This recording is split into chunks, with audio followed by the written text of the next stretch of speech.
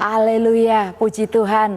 Salam sejahtera Bapak Ibu Saudara yang diberkati oleh Tuhan. Mengucap syukur kepada Tuhan buat hari yang indah, hidup yang terus disertai oleh Tuhan.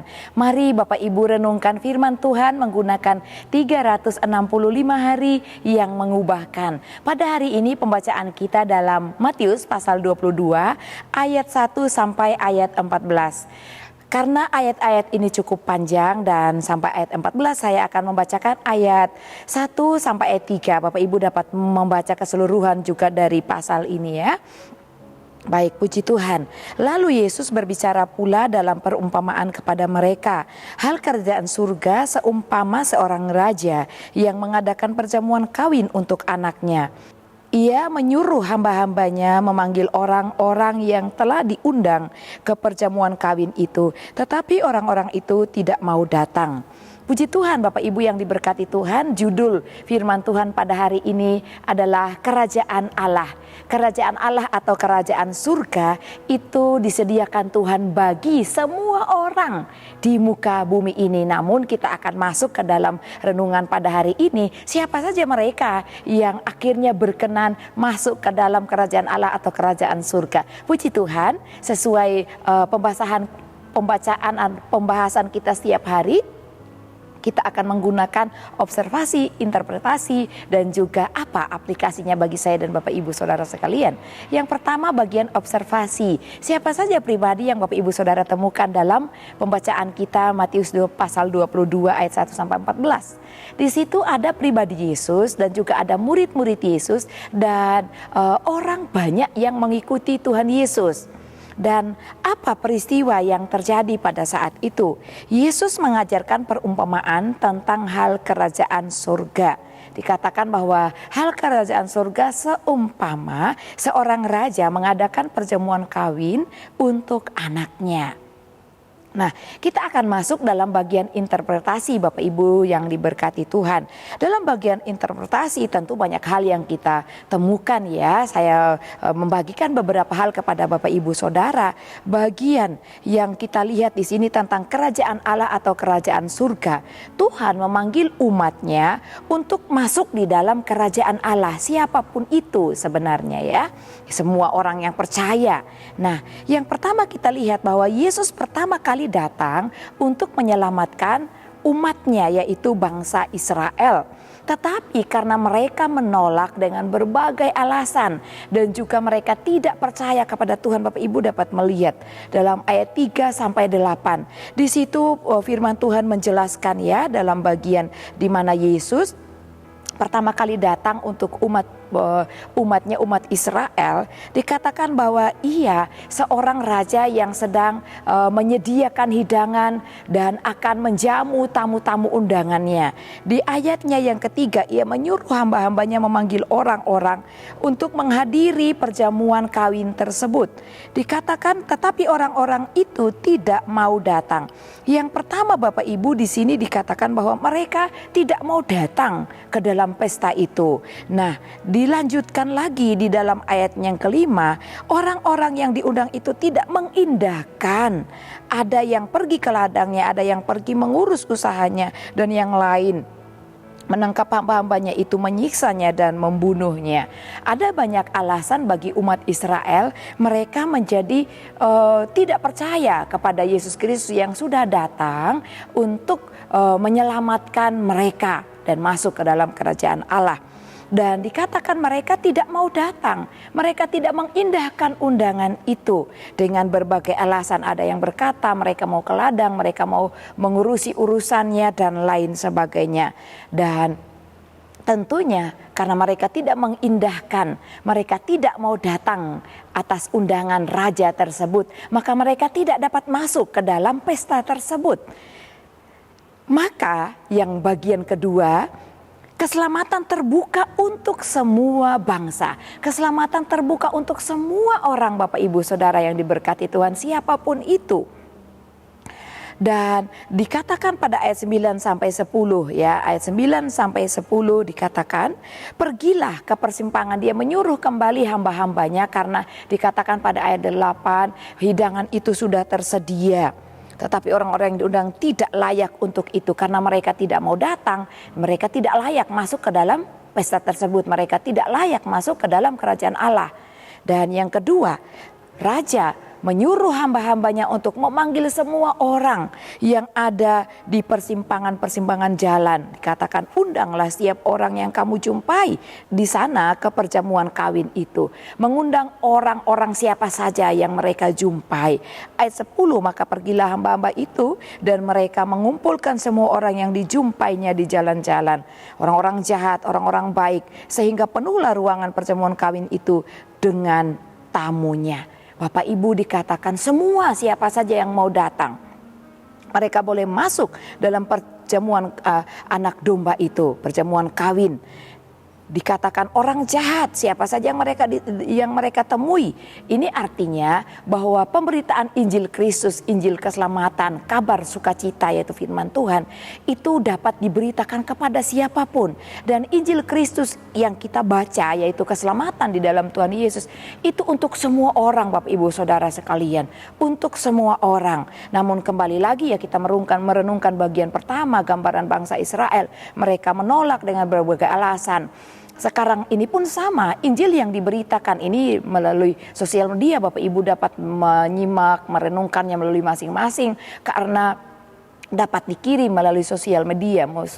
Media sosial sangat terbuka dan juga untuk umum dapat mendengarkan setiap Injil Kristus. Namun sampai pada hari ini pun banyak orang yang punya alasan macam-macam.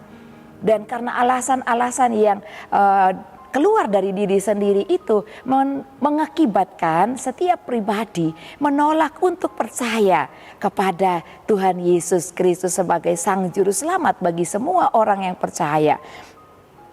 Jelas sekali bahwa firman Tuhan ini berkata bahwa terbuka bagi siapapun, bagi semua bangsa, ya. Dan selanjutnya, selain keselamatan terbuka untuk semua orang, bagian yang ketiga dikatakan banyak orang yang datang, siapapun mereka, datang dan masuk ke dalam pesta perkawinan tersebut. Di dalam ayatnya yang berikut, ayat 11, ketika raja itu masuk untuk bertamu, dilihatlah tamu-tamu itu dan dia melihat bahwa ada seorang yang tidak berpakaian pesta. Ayat 11. Dan raja ini bertanya kepadanya, bagaimana engkau masuk kemari dengan tidak mengenakan pakaian pesta? Ada satu orang di antara semua orang yang berpakaian pesta dan siap untuk masuk ke dalam pesta tersebut. Namun Tuhan katakan, raja ini berkata, raja itu adalah Allah sendiri Bapak Ibu Saudara ya. Dia berkata kepada orang yang tidak berpakaian pesta. Dia memanggil orang-orang ayat 13. Lalu kata raja itu kepada hamba-hambanya, ikatlah kaki dan tangannya dan campakkanlah orang itu ke dalam kegelapan yang paling gelap. Di sanalah akan terdapat ratap dan kertak gigi. Kita lanjutkan ya ayat 14. Sebab banyak yang dipanggil tetapi sedikit yang dipilih. Bapak Ibu, orang yang masuk dalam pesta ada satu orang. Yang akhirnya karena dia tidak berpakaian pesta, Tuhan atau raja itu berkata, ikat dia, campakkan ke dalam tempat yang sangat gelap, ke tempat kertakan gigi. Artinya orang ini dihukum. Nah, kita akan lihat bagian yang ketiga. Orang yang hadir dalam pesta tidak berpakaian pesta itu artinya dia tidak layak mengikuti pesta tersebut. Sebab orang yang berpesta tentunya harus berpakaian pesta. Namun mungkin dia memakai baju compang-camping atau seperti apa, dikatakan tidak layak. Tidak memenuhi syarat, tidak memenuhi standar untuk mengikuti pesta tersebut. Pakaian artinya perbuatan manusia yang tidak sesuai dengan peraturan kerajaan Allah. Perbuatan-perbuatan manusia yang tidak sesuai dengan peraturan yaitu firman Allah sendiri. Nah ini Bapak Ibu yang diberkati Tuhan. Orang yang tidak siap sedia hidupnya dan tidak menjadi pelaku firman, semasa hidupnya ia tidak berkenan pada Tuhan. Bahkan orang yang selama hidupnya hidup di dalam dosa, tidak layak firman Tuhan katakan. Tidak layak masuk ke dalam kerajaan surga.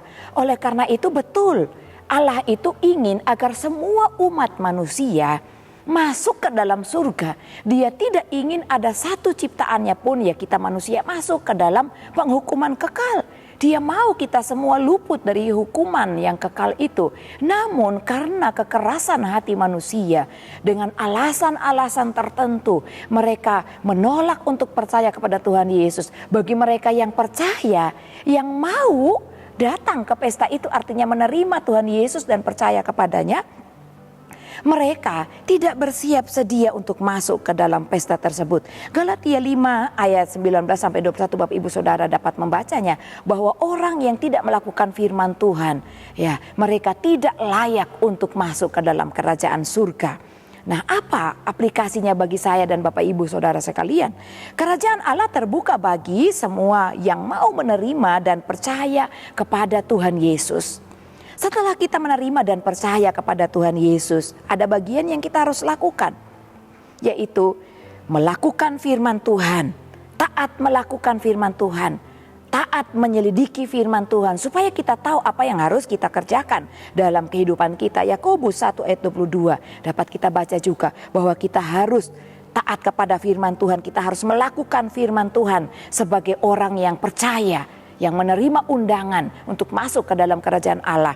Dan supaya kita bertekun dalam firman Tuhan, agar kita berkenan masuk dalam kerajaan Allah atau kerajaan surga, Bapak Ibu yang diberkati Tuhan. Oleh karena itu, mari kita menjadi pribadi-pribadi yang mencintai firman Tuhan, yang setia mendengarkan firman Tuhan, dan yang melakukan firman Tuhan. Orang yang berpakaian pesta itu adalah orang-orang yang melakukan firman Tuhan, orang-orang yang taat kepada Tuhan dan sesuai syarat-syarat kerajaan Allah. Syarat kerajaan Allah adalah menerima dan percaya kepada Tuhan Yesus dan hidup dalam kebenaran firman Tuhan. Hidup seturut kehendak Tuhan. Itulah yang Tuhan inginkan dalam kehidupan kita semua. Tuhan Yesus memberkati. Terima kasih Bapak Ibu Saudara yang terus setia mengikuti Renungan 79. Kiranya dapat menjadi berkat kita bersama. Bagi Bapak Ibu Saudara yang ingin didoakan atau ingin menyampaikan kesaksian, mujizat, kesembuhan dalam keluarga, pemulihan masalah keluarga dan lain-lain, dapat disalurkan melalui chat WhatsApp di nomor 081 327 42 0088. Puji Tuhan, mari kita mengucap syukur dan berdoa kepada Tuhan. Terima kasih Bapa yang kami agungkan, di dalam nama Tuhan Yesus Kristus kami bersyukur Tuhan, kami umat-umat-Mu yang sudah menerima dan percaya kepada Engkau Tuhan Yesus. Hari ini Engkau mengingatkan kami bahwa orang-orang yang layak masuk ke dalam kerajaan Allah adalah orang-orang yang siap sedia. Mereka hidup dalam pertobatan, mereka jauh dari perbuatan dosa, dan mereka adalah orang-orang yang selalu taat kepada firman Tuhan dan melakukan firman Tuhan. Tuhan, tolong kami sampai akhir hidup kami tetap setia mengiring Engkau dan juga setia untuk merenungkan bahkan melakukan kebenaran firman-Mu.